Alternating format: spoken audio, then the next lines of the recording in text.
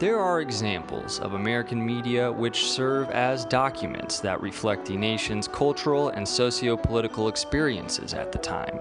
From the Dick Van Dyke Show, examining the life of a television writer at a time where TV was beginning to boom, to the period piece Mad Men, written in the early 2000s, right around when baby boomers from that era started complaining about how millennials aren't as cool as they were. But there is one American television show which is an almost perfect prism for the changes our country went through after one of the most pivotal moments in our history. I am, of course, talking about Spongebob SquarePants, pre and post September 11th.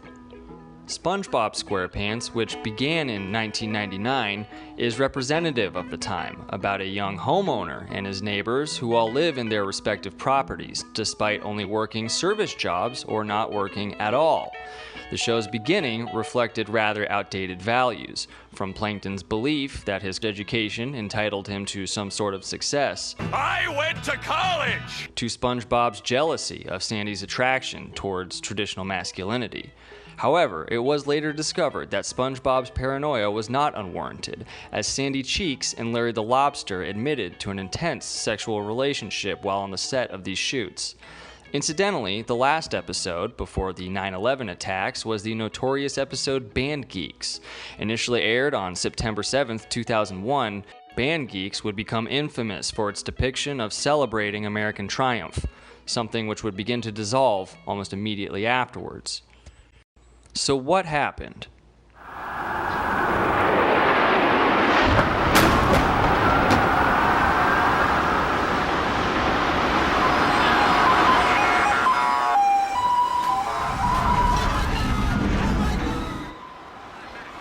Amidst the chaos following 9/11, the shifts in this cartoon immediately started to reflect the decisions our nation began to make.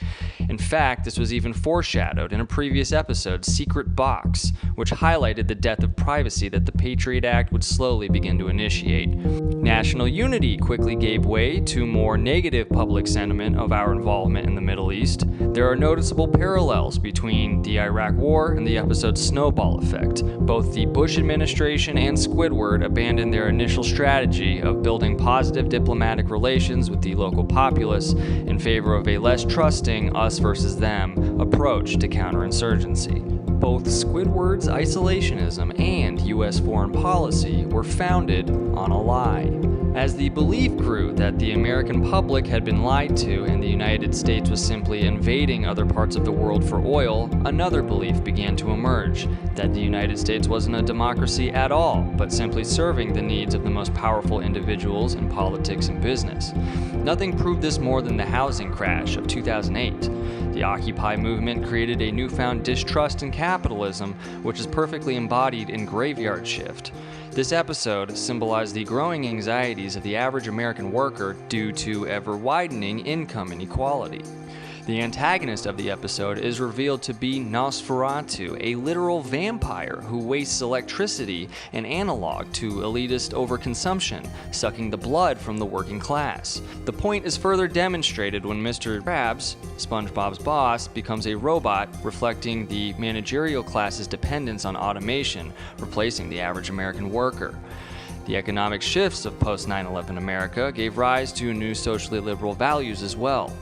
Incidentally, rumors of SpongeBob's homosexuality began to circulate online right around the time my classmates were telling me I was gay for liking the show.